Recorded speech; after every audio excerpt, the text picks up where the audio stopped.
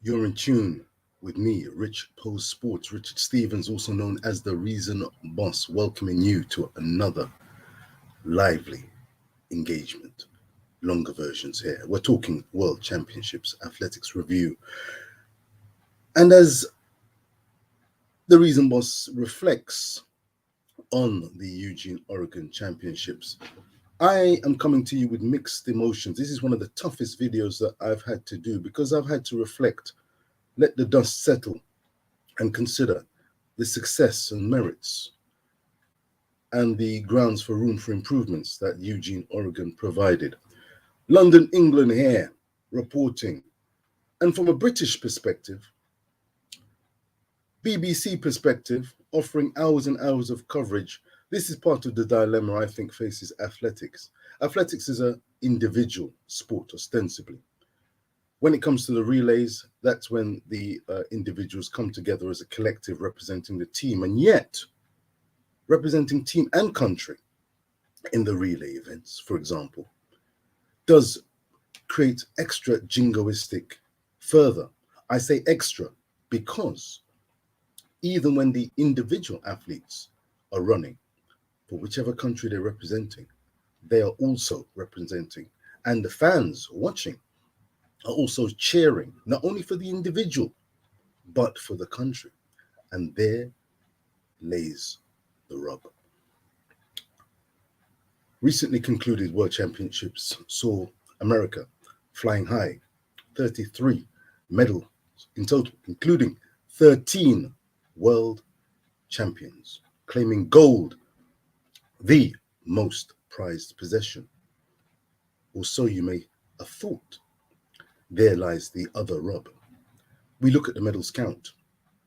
Jamaica, Jamaica, land I love, and so many of us love. Jamaica came in with a medals count of 10, two goals, the main goals being reached. Crossing the line first, Shelley Ann Fraser Price in the 100 meters, Sharika Jackson in the women's 200 meters, beating the best that their fellow country persons and the world had to offer. 7 silver medals, runners-up positions, went to Jamaica, with 1 solitary bronze medal, resulting and coming from Elaine Fraser Thompson. Early morning, forgive me. If you like what you're hearing, like, share, and subscribe, all free of charge. Britain came in with a grand total of 7 medals, 1 gold, 1 champion of the world, 1 silver medal, 5 bronze medal positions. Now, from Rich Post's perspective, I'm viewing champions, runners-up, and bronze medalists, podium finishers, with critical eyes, intrigued eyes, because I like to call a spade a spade. When I'm watching the World Athletics Championships, I'm looking for the creme de la creme performances, individuals going toe to toe with each other, representing their nations, and let the cards fall where they may.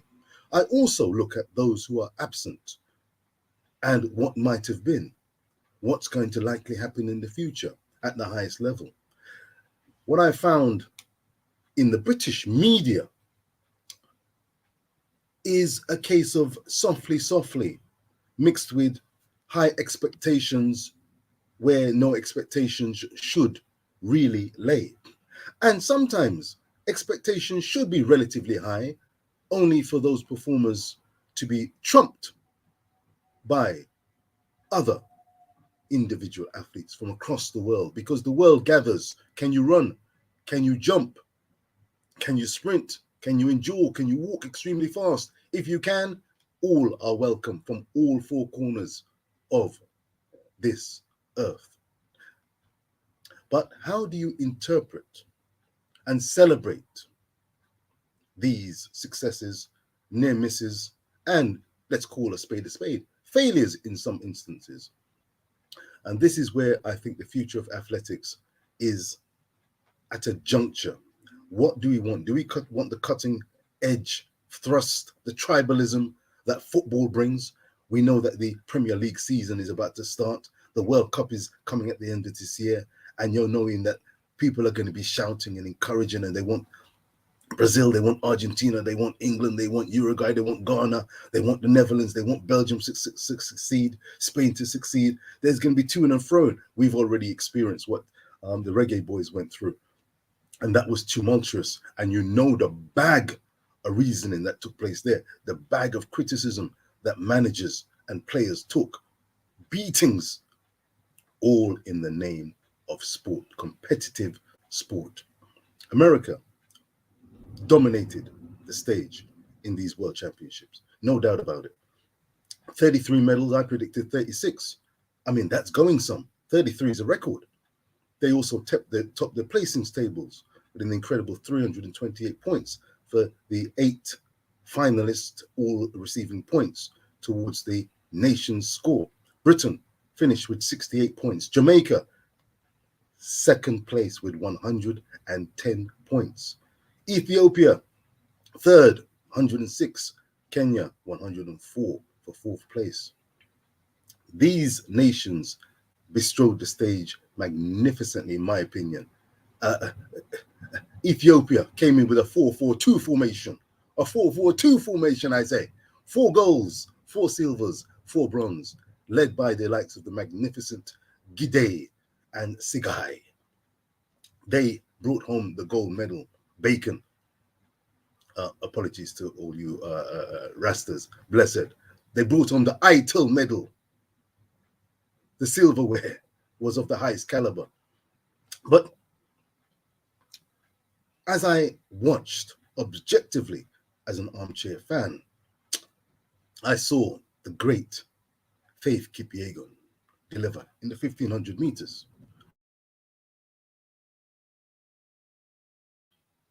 Oh yes, she took on Sigai, the great Ethiopian, and Britain's Laura Muir. And let me dovetail the two. Laura Muir was one of Britain's high hopes for not only a medal, but potentially to win. She was showcased as one of the true stars of the British team and the world stage. That meant that she was in it to win it, or was that the case? You see, there's the rub. She came home a clear and clean third. 3 broke away. All 3 medalists were there, done and dusted. The next case, as the last lap of the 1500 meters ensued, was who was going to claim the victory. That was the question. And who was going to be just denied, and who was going to be the last of these third and 3 outstanding athletes. Laura Muir was the runner-up to the runner-up. She could not deal with Faith Kipyegon. She could not deal with Laura Muir. I mean, with Sigai, my apologies. She came home with the bronze. Now, that can be seen as a success, or a relative failure, or disappointing, or it is what it is. She did what was expected, and there's room for improvement if she wants to, but she's going to have to put the work in.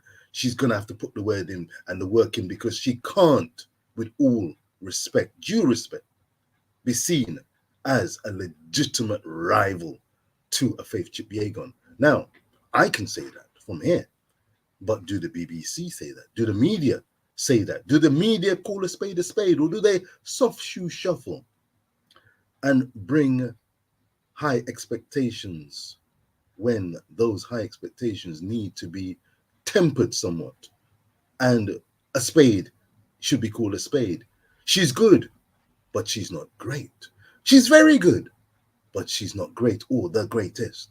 That's no shame in itself. But if you want to treat viewers who are tuning in to the real world of athletics, the cut and thrust, then we need the media to call a spade a spade. In Jamaica, Jamaican media, I've enjoyed the 4x100 meters relay apparent debacle, coming home with only a silver medal. Listen, the 4x100 meters women contained 3 of the fastest of all time. But the relay is a precarious event. It was always my belief that Of course, they could win it, liable to win it, but beware the Americans, beware the British, because baton changes need to be smooth, technical, and sometimes these are the differences between gold and silver. They came home just about failing to defeat the Americans. Congratulations to the Americans. But the incessant attacking of certain individuals on that relay team left a sour taste in my mouth. I believe that Jamaica practiced tough love. Their expectations in media circles and amongst armchair fans is very, very sober. They identify medalists, gold medalists, and they don't really talk too much about the also rans. I would like to big up the likes of Shanika Ricketts. I say also ran, she was a tremendous silver medalist in the women's triple jump. I'd like to big up the outstanding Brittany Anderson, young Brittany Anderson, second behind Toby Amerson in a world record time. Silver and room to improve, a magnificent performance, beating the likes of Harrison and Camacho Quinn, world-class athletes. You see, athletics, to my mind, the reason Boss's mind is about context. You put things into context. Who are you up against? What form are they in? What form are you in? Can you call a spade a spade? Rich Post Sports tells it as he sees it. There's no shilly-shallying. I'm not joke when I ramp yourself.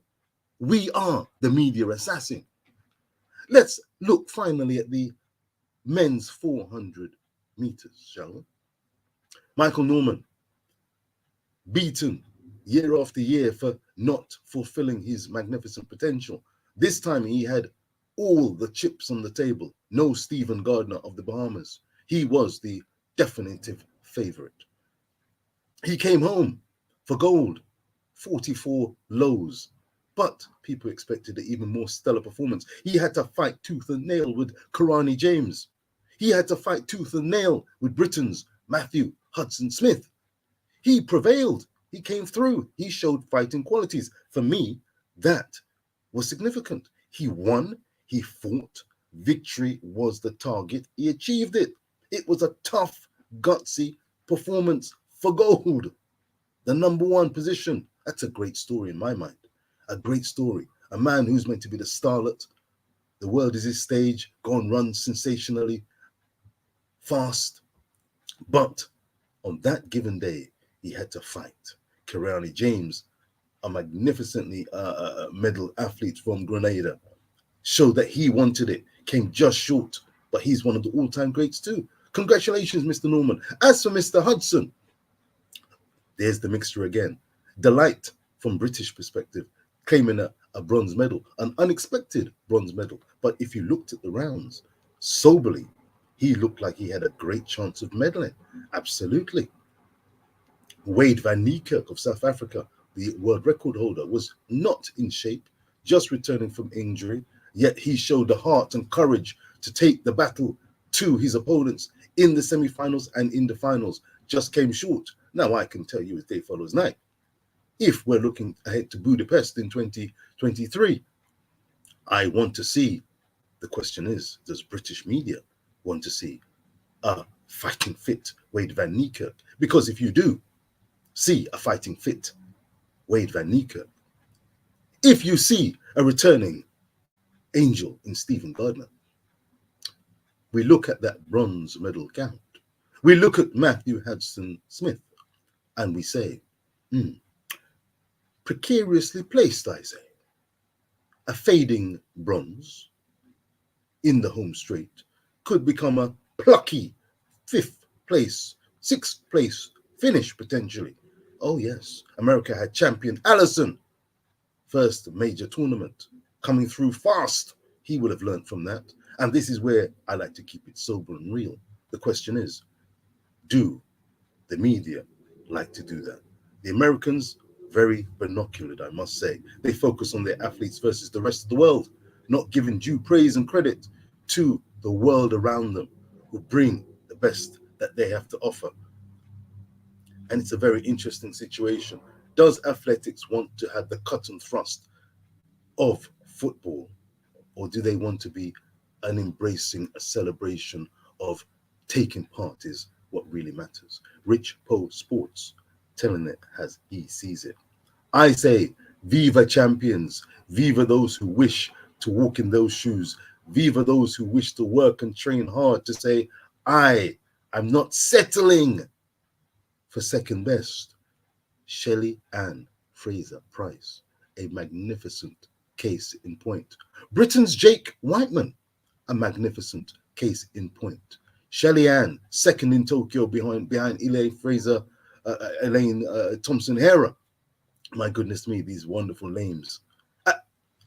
She could have said, yes, silver medal, Olympics, great stuff for a pocket mummy rocket. I'll call it quits. I'll rest on my laurels. But no. She came again. Wheel and come again. Extra training, new training regime. Gold medal. Eugene, Oregon. Jake Whiteman. My goodness me, I had to do a treble take. What's the cameras focusing on this brother about? He must have claimed a plucky silver or bronze medal. Only when I turned up the TV, the sound showed me and told me, gold, ahead of Inga Britson, a smarting, intelligent Inga Britson, who made amends and will be looking to seek revenge over that shock defeat to a white man who showed a Jake White man who showed that he was not just in it to participate, maybe get on the podium. If he sniffed an opportunity for victory, he'd take it. Excuse me, my goodness me, I'm coughing on the mere thought of a British athlete actually sniffing victory and going for it. If you are wearing the vest, leave it on the track. Rich Poe Sports, telling it as he sees it. If you like what you're hearing, like, share, subscribe, all free and easy of charge. Hit the like button, hit the subscribe button. Rich Poe Sports, with the Commonwealth Games on our doorstep, I'll be checking out how the land lies in the full knowledge that we have seen the creme de la creme on the world stage in Eugene, Oregon. This will be, without question or hesitation, for the most part, a second stroke, third rate tournament where the Commonwealth is embraced and enjoy their sports in a range of activities. I thoroughly enjoyed the World Athletics Championships from a competitive point of view. I saw the best the world had to offer.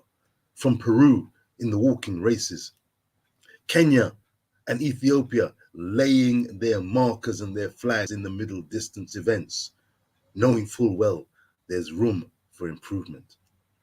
Be mindful, be attentive, be focused on what you see, and beware and listen critically to what you're hearing, because seeing is believing. We saw champions, we saw fighters, we saw Jamaica stride the stage, second place in the placing stable, a wonderful third place in the middle stable, 2-7-1 formation. Attention, we salute. Viva Jamaica, viva athletics, viva the truth. Rich Poe Sports.